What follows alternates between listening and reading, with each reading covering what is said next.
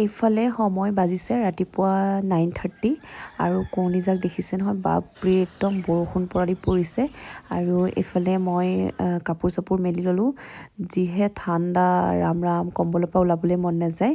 হে everyone welcome back to my another mini blog. আৰু এইফালে ৰাতিপুৱা দৃশ্য, এইফালে জাজনীয়ে তাঁত লগাইছে আজি ব্লু কালাৰ তাঁত আৰু মই আৰু তাত বহি মেলি চাহহে খাব পাৰিছোঁ। তেওঁলোকৰ কাৰণে চাহ লৈ গৈছোঁ, চাহ বনাই দিছোঁ আৰু লগতে ৰাগী এপেকেট আছিলে, গতিকে ৰাগীৰ পিঠা বনালোঁ, কিন্তু সেইটো দেখুওৱা নহ'ল, মানে ক্লিপটো লোৱা নহ'ল আৰু খাই ভাল লাগিলে। আৰু এইফালে চাওক, এই শাকবিধ চিনি পাইছেনে?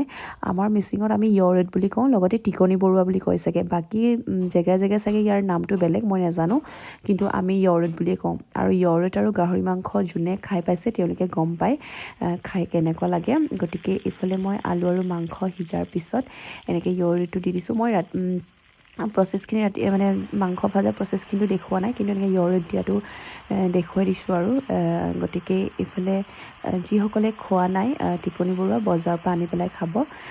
আৰু আমিতো বাৰু এইবোৰ গাঁৱৰ পৰাও পাওঁ কেতিয়াবা, কিন্তু সদায়তো গাঁৱৰ পৰা দি পঠিয়াব নোৱাৰে ন, গতিকে বজাৰৰ পৰাই ল'লোঁ। আৰু এইফালে বনাই হৈ যোৱাৰ পিছত মই এনেকৈ পৰিৱেশন কৰি দেখুৱাই দিছোঁ।